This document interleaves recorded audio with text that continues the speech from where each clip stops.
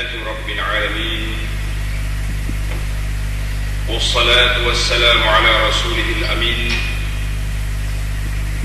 نبينا محمد وعلى آله وصحبه ومن سار على نهجه واهتدى بهديه واستنى بسنته إلى يوم الدين. Al-Fadhil Tuan Imam selaku pengacara majlis, pengurusi yang terkuasa, imam-imam Masjid Al-Muqarrabin, para jemaah sekalian, Assalamualaikum warahmatullahi wabarakatuh. Alhamdulillah, kita syukur pada Allah Azza wa Jalla kerana pada pagi yang mulia kita dapat bersama, termasuk di kalangan orang-orang yang muqarrabin, mana orang yang mendekatkan dirinya kepada Allah Azza wa Jalla. Apa makna bila kita kata taqarrub? Taqarrub makna kita dekatkan. Muqarrib makna orang yang mendekatkan dirinya kepada Allah Azza wa Jalla. Orang yang nak mendekatkan diri kepada Allah Azza wa Jalla adalah merupakan manusia yang dipilih oleh Allah. Kata di para ulama, bila kita takut kepada makhluk, kita akan lari daripada dia. Orang yang kata, kenapa lari kuat tu? Ada harimau kat depan, kat belakang. Ada kadang-kadang kenapa break mengejut? Ada juga. Kenapa break mengejut tu? Ada kamera. Itu ada takut juga tu. Jadi nak lari daripada makhluk, kita akan lari.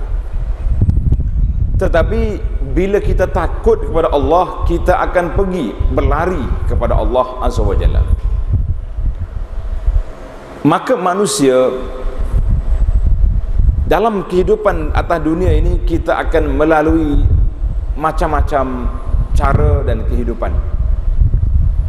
Ada waktu kita menjadi manusia yang taat kepada Allah, wal'iyazubillah, dan ada waktu kita menjadi manusia yang lara, lalai.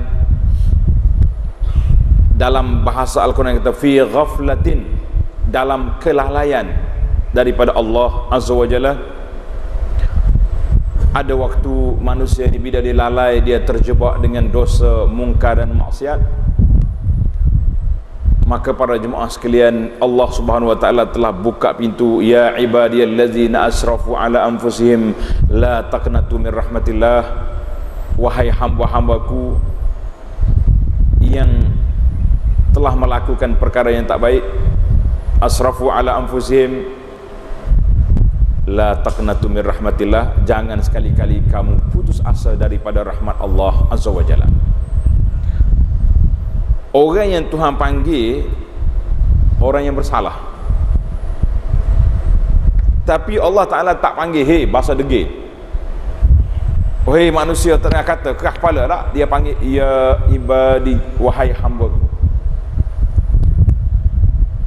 Ini menunjukkan bahawa sifat Allah Subhanahu wa Ta'ala Ar-Rahmanir Rahim yang kita baca di awal bacaan kita, bismillahirrahmanirrahim, alhamdulillahirabbil alamin, arrahmanir rahim. Sifat ini memberi ruang yang besar kepada kita bahawa Allah Subhanahu wa taala sentiasa mengajak hamba-Nya kembali kepadanya. Bila Allah Taala ajak, jemput kita, maka itu adalah peluang yang besar. Tuan-tuan dan puan-puan dapat menyahut da'i Allah, seruan Allah Taala yang panggil kita pada waktu pagi. Hayya 'alas salah, hayya 'alal falah. Kita dapat menyahutnya. Kita bersyukurlah kepada Allah Azza wa Jalla di atas nikmat yang tidak terhingga ini. Sebab apa?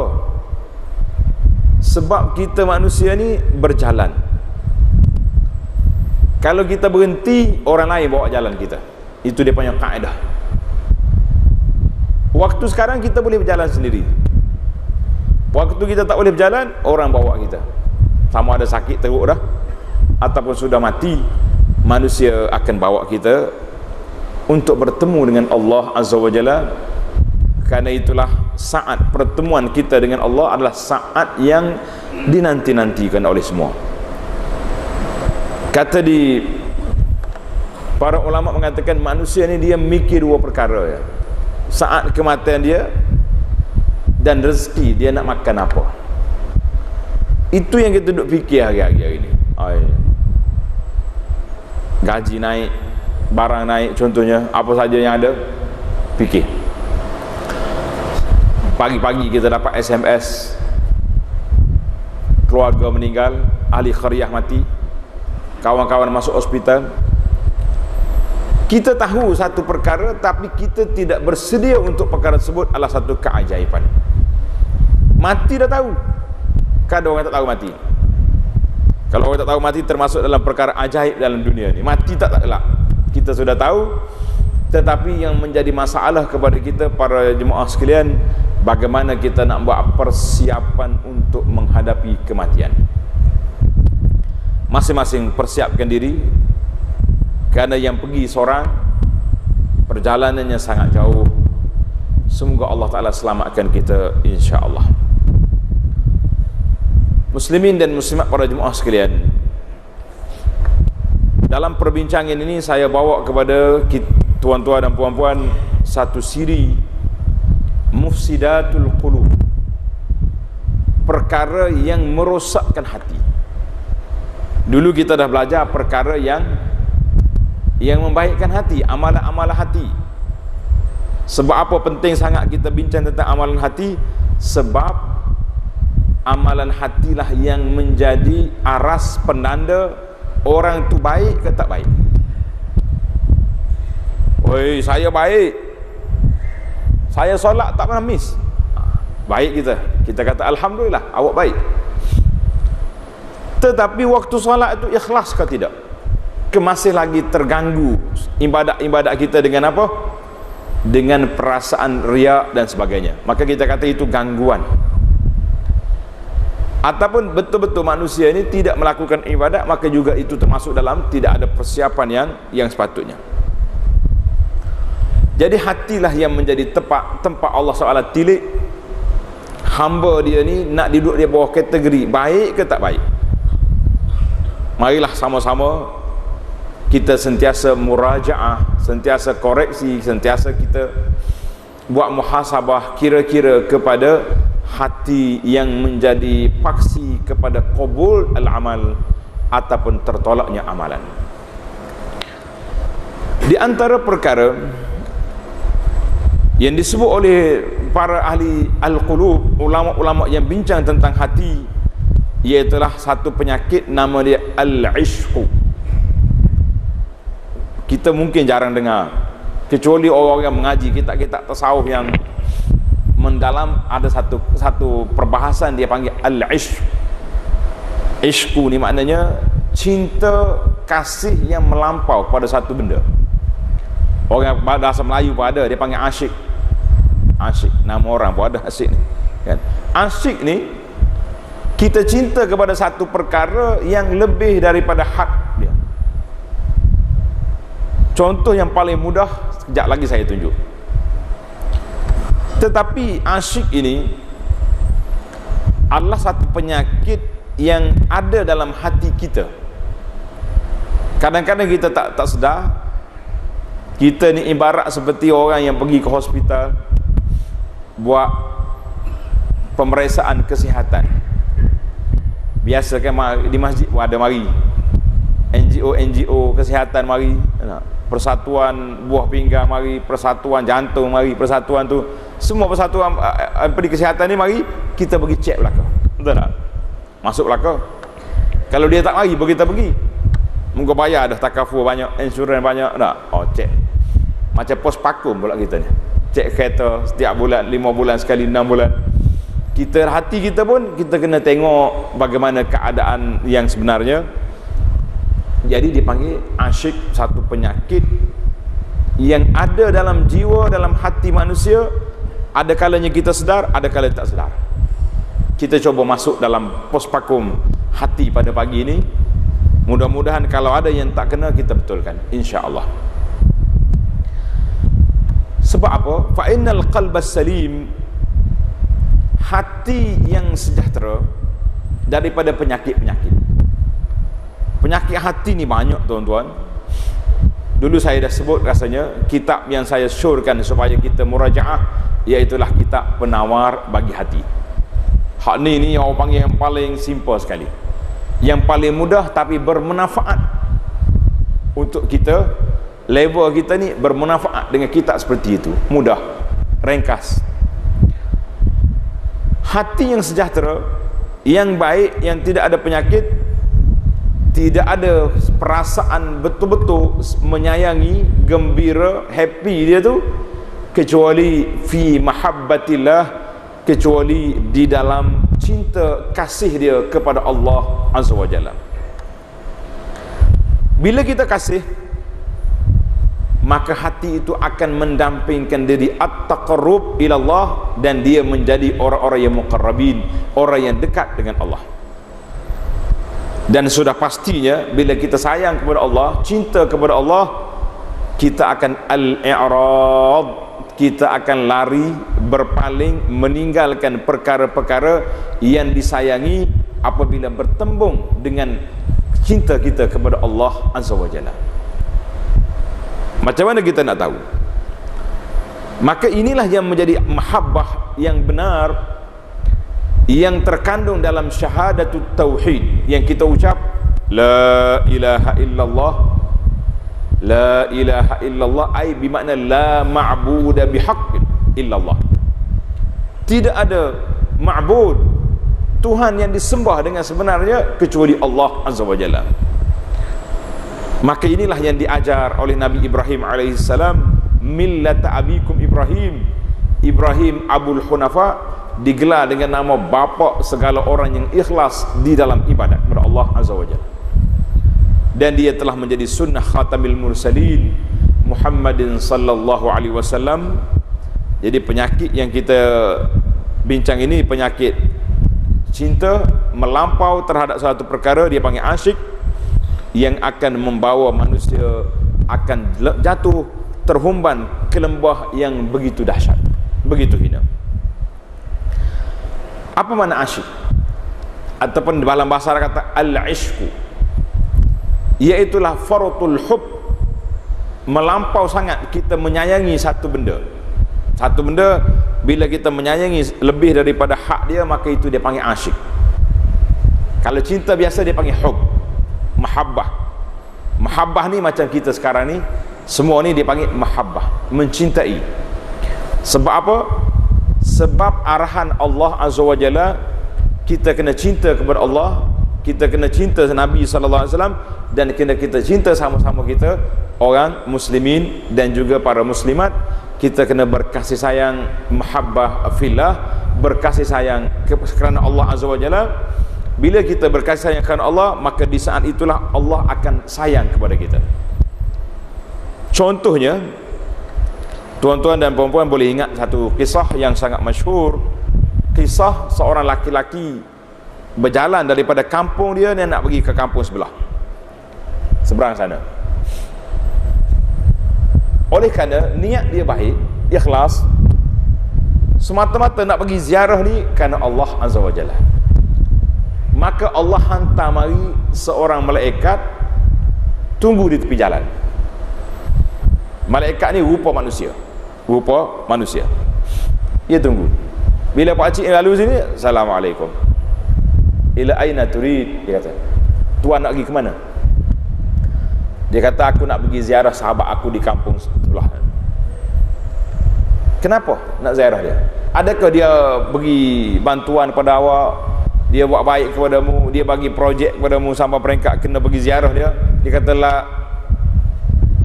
uhibbuhu fillah, aku sayang ke dia semata-mata kerana Allah Azza wa Jalla.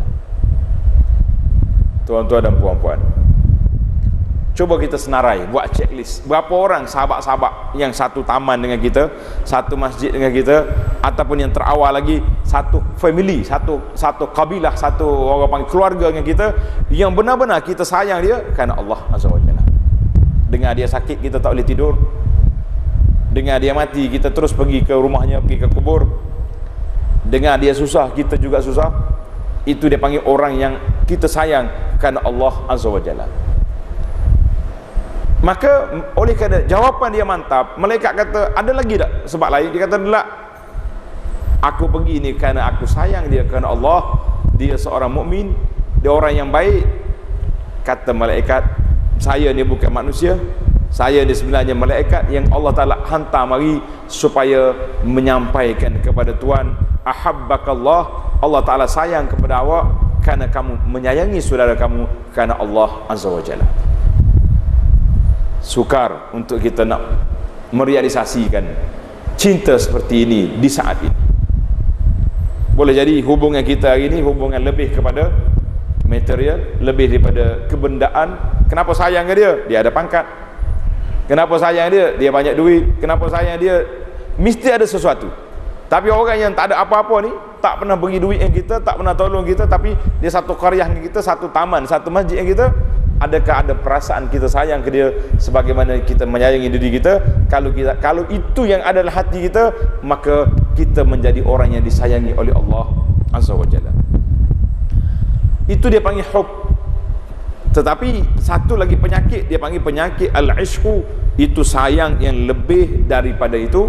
Kata di para pengkaji, penyidik mengatakan, biasanya asyik ini cinta yang melampau terhadap orang lain. Biasanya dalam kes laki-laki dengan perempuan. Kes laki-laki dengan perempuan. Sampai peringkat macam mana? Tidur tak lena kata orang, mandi tak basah, makan tak lalu, semata-mata kerana apa? Kerana ingat kepada orang perempuan, ingat berlaki-laki ni, laki-laki ingat kepada perempuan ni. Jadi para jemaah sekalian, hari ni kalau kita lihat di alam realiti, berlaku tak berlaku perkara ini? Jawabnya sangat menakutkan kita. Sebab apa? Ada banyak kategori al-ishq dibahagi oleh para ulama. Yang pertama sekali kita tengok, ada kalanya asyik masyuk dia panggil, cinta berbalas. Orang nipu sayang, dia nipu sayang, dua-dua sekali. Maka kita lihat dalam sejarah ni, biasa orang sebut tentang Qais dengan Laila, Antarah dengan Ablah. Banyak lagi lah nama-nama yang di ahli-ahli syair zaman dulu, banyak. Tetapi dalam Islam ada seorang sahabat nama dia Mughith, seorang hamba. Isteri dia nama Barirah radhiyallahu anha, juga seorang hamba. Barirah, dia pergi jumpa dengan isteri Nabi Aisyah, minta nak merdeka. Bila nak merdeka, biasanya dalam sistem hamba yang dalam Islam, sistem tu tidak mati, cuma tak ada sekarang. Boleh seorang hamba itu minta dengan tuan dia nak bayar, nak tebus diri dia. Berapa ribu? Saya nak merdeka. Berapa awak nak? Kita kata 1000 dinar. Jadi hamba ni pergi cari duit, bebaskan diri dia. Barirah ni dibantu oleh Sayyidah Aisyah merdeka. Bila merdeka, suami dia yang masih hamba, dia diberi pilihan nak duduk sekali dengan suami ataupun nak berpisah. Sebab level dah tak sama, dia punya kufu, darajat berbeza. Yang ini merdeka, yang ini hamba. Maka Barirah memilih untuk berpisah. Kata di Ibnu Abbas, aku tak tengok lagi seorang manusia yang mencintai seorang perempuan lebih daripada Mughith mencintai Barirah. Dia duduk berjalan, asyik ikut ya bini dia. Kawan tu dah merdeka, ikut, menangis sebab mencintai Barirah. Akhir sekali dia pergi jumpa Nabi sallallahu alaihi wasallam, minta bantuan, ya Rasulullah, tolonglah saya supaya saya boleh balik semula kepada Barirah dan boleh kekal hidup bersama dengan dia. Maka Nabi sallallahu alaihi wasallam panggil Barirah, tanya khabar, nak ke tidak kepada Mughith? Barirah kata, ya Rasulullah, adakah ini arahan ataupun satu perbincangan?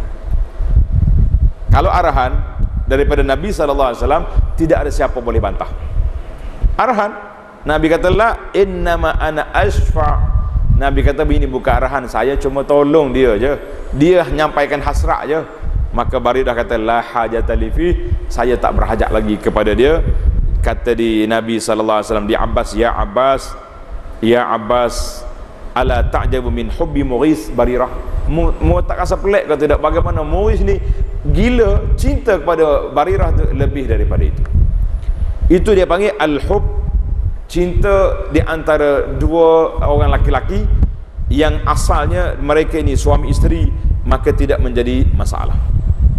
Jadi penyakit ini ada terbagi kepada beberapa bahagian. Yang pertama sekali, kecintaan asyik seorang laki-laki kepada perempuan ini adalah merupakan suatu perkara yang biasa. Ataupun dan orang laki-laki, orang perempuan juga mencintai laki-laki juga biasa. Sebab Allah SWT dah buat pasangan dia laki-laki dengan perempuan. Yang bahaya lagi iaitulah laki-laki gila ke laki-laki. Ini sudah jadi. Sekarang ini sudah ada satu kumpulan makhluk Allah Ta'ala ni yang di luar tabi'i, nama dia kumpulan LGBT. LGBT ni dia main jantan sama jantan. Ini dia panggil asyik gila nama dia.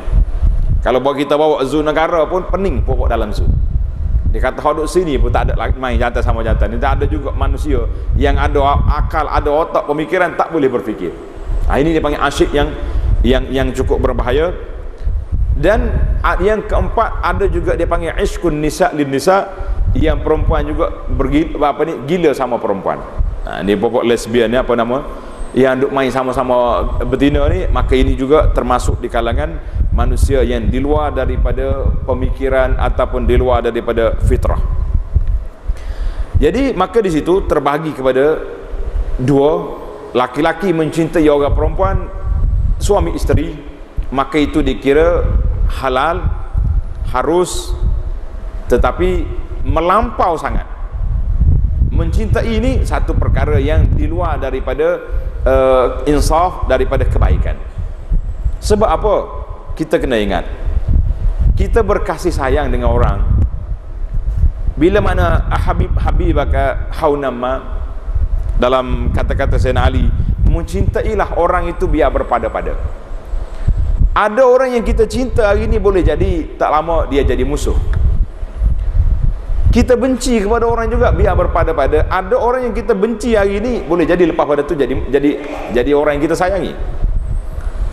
Maka dalam hubungan suami isteri, biarlah dia panggil berpada-pada. Sebab apa? Kita bimbang kalau terlampau sangat, dia akan bawa kepada dua perkara. Perkara yang pertama yang menyebabkan seorang itu menjadi seorang yang cemburu lebih daripada had.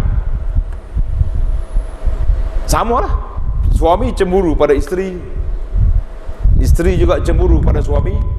Bila mari sifat cemburu, akan lahir satu lagi penyakit dalam hati yang cukup dahsyat. Dia panggil penyakit su'uzan. Penyakit su'uzan, jahat sangka, buruk sangka. Tengok isteri cakap dengan telefon, bunyi suara laki-laki, suami duduk belakang pintu, asyik nak tumbuk pintu dah. Ni jantan mana pula ni? Dia tak dengar molek. Kalau dengar molek, rupanya suara laki-laki itu suara adik-beradik dia, ataupun saudara dia telefon, ataupun anak dia sendiri. Tapi oleh kerana hati itu berpenyakit, maka timbul masalah-masalah yang besar. Yang perempuan pun sama juga. Ni Pak Haji ni cakap dengan perempuan mana, betina mana pula ni? Subhanallah. Sudah bercakap, suami dia buka speaker, tengok dengar suara anak dia. Buruk sangka. Sebab apa? Sebab penyakit mencintai orang lebih daripada yang sepatutnya. Itu dalam kehidupan. Satu lagi realiti yang akan menimpa kita, iaitulah kematian. Dia panggil al-firaqul mahtum, perpisahan yang tak boleh dielakkan. Mati. Sama ada isteri mati atau suami mati, dua-dua ada berlaku. Ada orang kata, isteri kalau mati suami, sabar, tak sibuk dah. Memang dia kena sabar. Paling lewat pun, paling awal pun 4 bulan 10 hari terpaksa kena bereddah. Ingat tu? Bereddah. Suami pula dia tak ada eddah. Suami mati hari ni, esok dia boleh boleh palu kompang balik. Tapi saya dah jumpa realiti di alam hidup ini. Satu kes yang berlaku aksiden di Mekah. Bila saya balik, saya pergi ziarah suami kepada isteri yang meninggal di Madinah. Kita masuk lalu rumah dia, sedih, memang sedih. Tengok kain telekong ada atas meja. Tengok alat-alat isteri dia semua ada, sedangkan kematian itu sudah lebih daripada beberapa bulan, 6 bulan tak silap. Saya kata, kenapa ni? Dia kata, ustaz, saya tak boleh usik barang-barang dia, menangis lalu. Kata, Masya Allah, tabarakallah. Jadi kita kena letak, dia panggil al-firaqul mahtum, perpisahan yang tak boleh dielakkan juga akan terjadi. Jadi orang yang terlalu asyik dengan masalah ini, maka dia akan kecewa pada saat itu dia panggil kecewa di saat yang kita sepatutnya kita boleh menerima takdir Allah Azza wa Jalla. Kemudian kita lihat pula kategori yang kedua, dia panggil asyik yang haram, iaitulah apabila seorang ini mencintai orang-orang yang tidak halal bagi dia. Orang tak halal, orang lain belum kahwin, nak tak apa, tapi jangan asyik sampai peringkat gambar dia belakang duduk mana-mana pun. Buka handphone pun gambar dia ni juga. Buka apa saja dalam dompet duit pun ada gambar dia juga. Bukan gantung dalam kereta lagi mungkin tak. Duduk kepala tidur pun gambar tu juga. Ini sudah dikira orang asyik yang hati dia sudah bergantung dengan orang tersebut. Maka ini perbuatan yang haram. Sebab apa? Orang yang terlalu asyik begini, dia akan berfikir fikirannya terdedah kepada ancaman syaitan. Ancaman syaitan akan mari. Sebab apa? Dia akan sibuk dengan duk fikir kepada pasal perempuan atau laki-laki ini, dia terlupa kepada Allah Azza wa Jalla. Maka itu juga satu perkara yang cukup menakutkan kita. Di antara mudarat penyakit ini, tuan-tuan kena tengok, kemungkinan dia boleh pergi sampai peringkat orang itu kufur terhadap Allah Azza wa Jalla, boleh jadi kufur kepada Allah Azza wa Jalla. Dalam buku cerita ini saya baca, tuan-tuan, dari sudut sanak dia kita serahkan kepada penulis asal dia. Nama kitab dia Zammul Hawa, celaan kepada hawa nafsu. Dia kata di Baghdad ada seorang nama dia Saleh, nama cantik, kerja dia muazzin. Minta maaf ni bila kita ni muazzin kerja dia. Dia telah menjadi muazzin selama 40 tahun dan dikenali sebagai orang yang baik. Jadi satu hari dia biasa, dulu orang nak azan ni dia tak masuk dalam bilik, dia naik atas menara. Bila naik atas menara, dia tertengok jiran sebelah rumah tu orang bukan Islam, anak perempuan dia keluar, entah keluar anak jemur kain ke apa. Bila dia tengok, dia telah terfitnah dengan perempuan tu. Turun daripada menara, terus dia pergi rumah kawan tu, pergi rumah dia, bercakap dengan macam-macam. Dia ni sudah gila. Jadi budak perempuan kata, tak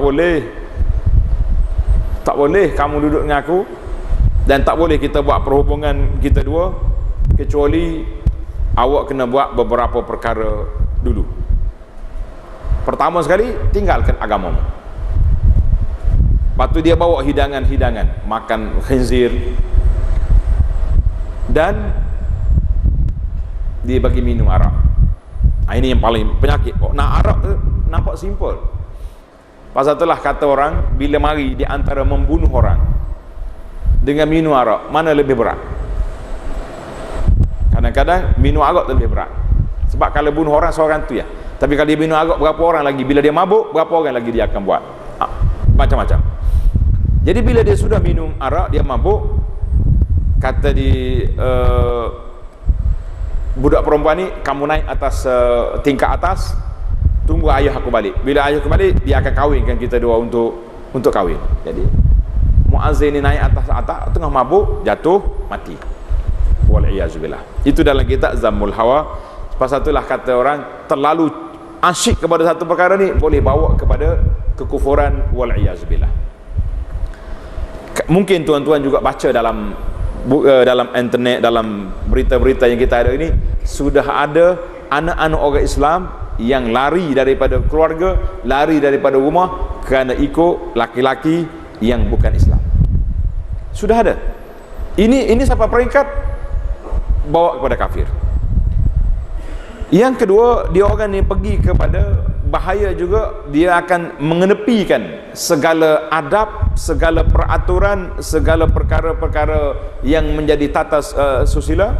Iaitulah hari ini satu fenomena, kita minta selamat dengan Allah Azza wa Jalla selamatkan kita.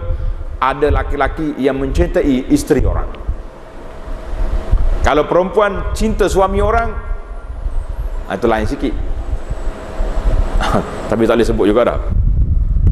Maknanya dia tu bukan isteri orang, mencintai suami orang. Kita kata ada ruang yang terbuka di situ. Tapi muslimat jangan duk marah lah. Pokok ni hak nakut lakon ni. Kau ada hak berani sini. Kalau ada pesorai dua senyap-senyap. Sekarang ni sudah ada fenomena mencintai isteri orang. Keluar dalam berita baru ni, satu pertemuan, dia panggil apa ni istilahnya, jumpa kawan-kawan lama tu, apa dia, alumni reunion. Reunion jangan, ini fitnah zaman kita hari ni. Bila jumpa kawan lama dulu masa sekolah rendah.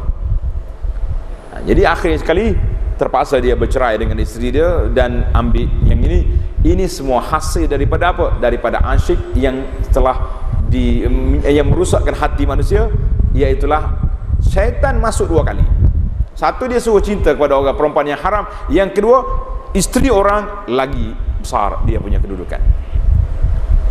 Tuan-tuan ingatkan sejarah syaitan. Syaitan ni wal'iyazubillah, na'udzubillah minasyaitanir rajim. Pada waktu pagi ni dia ada persidangan. Dia bersidang di dewan persidangan dia. Dia akan hantar, bos dia hantar, mu pergi sini, awak pergi sini, awak pergi sini. Bagi tugas. Petang nanti dia bersidang balik, minta laporan. Hak duduk sini balik, bos, saya hari ni dapat menggoda 3-4 orang tak solat. Dia terberes, duduk tempat awak. Yang ni pula ada satu kampung bertumbuk. Ini pula semua tu duduk masing-masing tempat.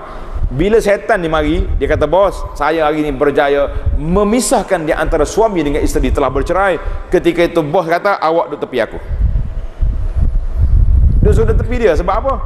Sebab dia telah, dalam Quran sebut yufarriquna bihi bainal mar'i wa zawjih. Kerja puak-puak ahli sihir itu, ahli syaitan yang besar itu, iaitulah nak memisahkan suami dengan isteri. Subhanallah. Jadi asyik ini adalah merupakan satu perkara yang cukup berbahaya. Sebab apa? Orang akan berpisah dengan suami dia, orang akan berpisah dengan keluarga dia semata-mata orang ini mencintai dia. Dan bahaya yang seterusnya, penyakit ini azab hati tak tenang. Kalau kita tengok dia asyik resah ya, kejap-kejap duduk tengok handphone dia, kejap-kejap duduk orang panggil termenung, kejap-kejap tengok. Kalau duduk dalam mana-mana pun kita nampak dia ni asyik berfikir saja. Maka orang yang duk fikir kepada itu saja fikiran dia, kalau balik rumah dia ada isteri pun dia tak boleh nak cakap dengan bini dia. Pernah satu kes, orang ni asyik terlupa je dalam solat, terlupa. Dia pergi mengadu kepada ustaz dia, Syekh, macam mana saya nak hilangkan penyakit lupa waktu solat? Tok Syekh dia kata, mu ni ada benda ni, ada masalah sebenarnya awak ni. Ada masalah. Cerita dengan saya, jangan sembunyi. Dia kata, saya mencintai. Bahasa dia mencintai sebenarnya gila cinta sebenarnya kepada seorang perempuan yang menyebabkan biasanya dalam sujud. Dengar. Waktu dia sujud, ketika itulah gambar perempuan itu duduk dalam kepala saya. Bangun daripada sujud tak ingat rakaat. Subhanallah. Sedangkan Nabi kata apa? Aqrabu ma yakunul 'abdu min rabbih wa huwa sajid. Tempat yang paling hampir seorang hamba dengan Allah ketika dia sujud. Syaitan mari waktu sujud, ingat ke muka kawan tu. Bangun daripada sujud, hilang dia punya bilangan rakaat. nas'alullah as-salamata wal afiyah. Maka ini yang kita bimbang para jemaah sekalian, supaya penyakit ini kalau ada, kita cuba hapuskan dengan beberapa penawar yang kita akan sebut nanti. Di antara penawar ataupun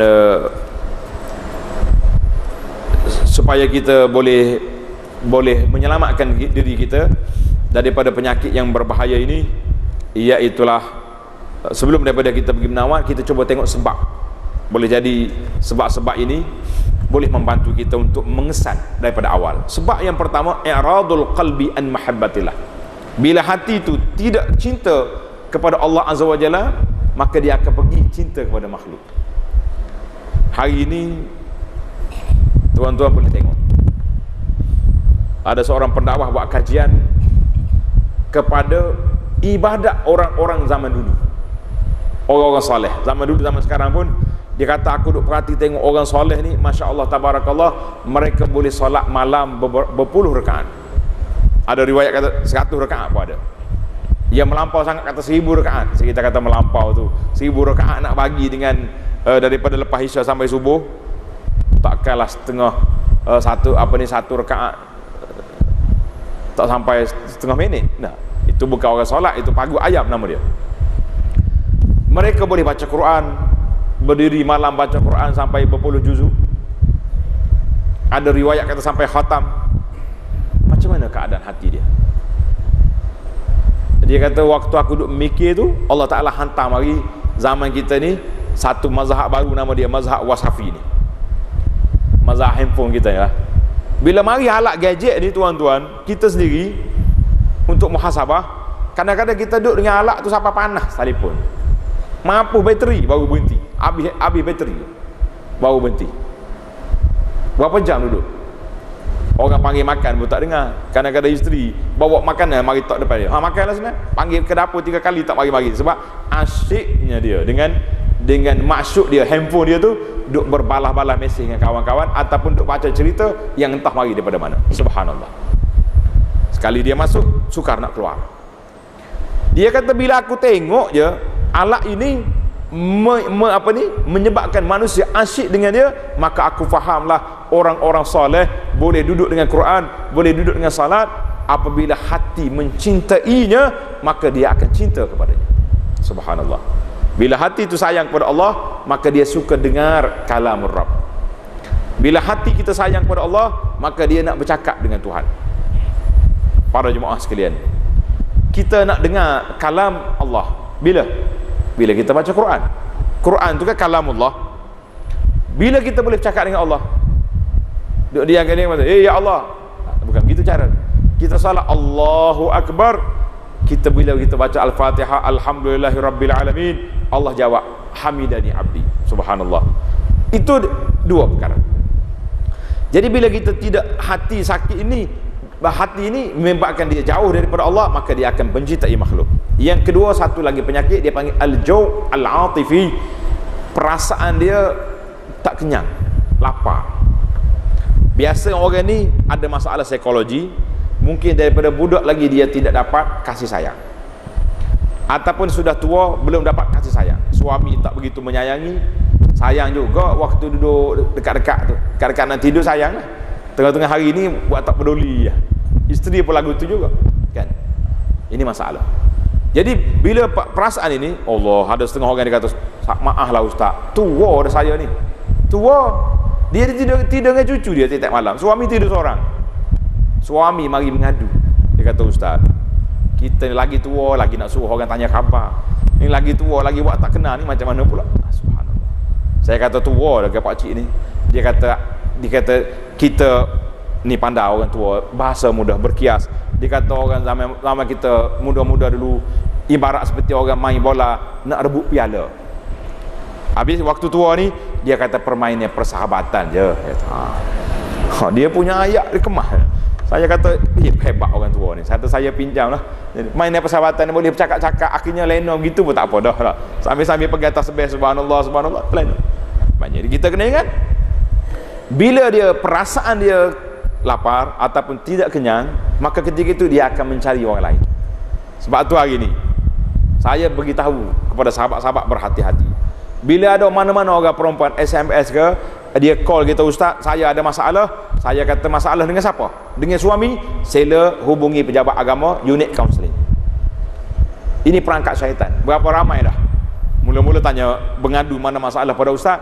Akhir kali ustaz kata tak ada dah orang boleh selesai masalah kecuali ustaz. Dia kata ke ustaz. Dia kata apa? Ustaz kata nasib baik. Orang mari cari kita. Subhanallah. Tapi masalah timbul. Ini punca berlaku. Dan banyak berfikir tentang benda-benda yang begini. Yang ketiga lagi, al-faraq, apabila kita ada masa kosong, masa lapang tu banyak, maka pada saat itu dia akan mikir benda-benda yang tak baik. Jadi bagaimanakah kita nak menyelamatkan diri daripada penyakit yang agak bahaya ini? Para jemaah sekalian, saya ringkaskan. Yang pertama, ijtinabu asbabil ush. Jauhkan kita daripada sebab-sebab yang boleh kita mencintai orang-orang yang tidak sepatutnya. Jangan. Pasal itulah kalau ada laki-laki ke perempuan duk cuik kita dalam grup, dalam apa, tak usah layan. Eloknya kumpulan-kumpulan yang ada, grup-grup yang ada ni jangan dicampur laki-laki perempuan. Laki-laki satu kumpulan, perempuan satu kumpulan. Dia kata ni kumpulan mengaji ni ustaz. Kata betul lah mengaji. Syaitan nak masuk pukul tu juga. Syaitan dia tak tunggu. Dia mula-mula bincang hal mengaji. Kemudian akhir sekali mereka akan terjebak dengan perbuatan yang tidak baik. Yang kedua, mahabbatullah.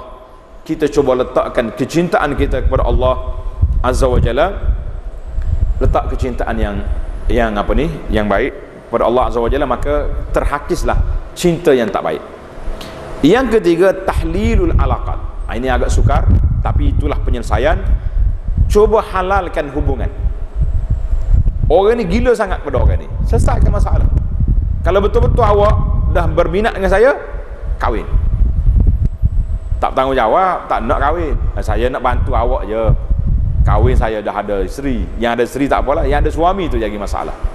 Jadi kita cuba, kalau benda-benda tu ruang tu masih ada ruang, kahwinlah dengan cara yang baik. Baru ni satu kes yang agak berat. Saya nak sebut pun bahaya dia. Masalah-masalah begini. Jadi nak tahlilul alaqat. Kalau kita tengok contohnya anak-anak, orang muda nampak macam berkapa je siang malam.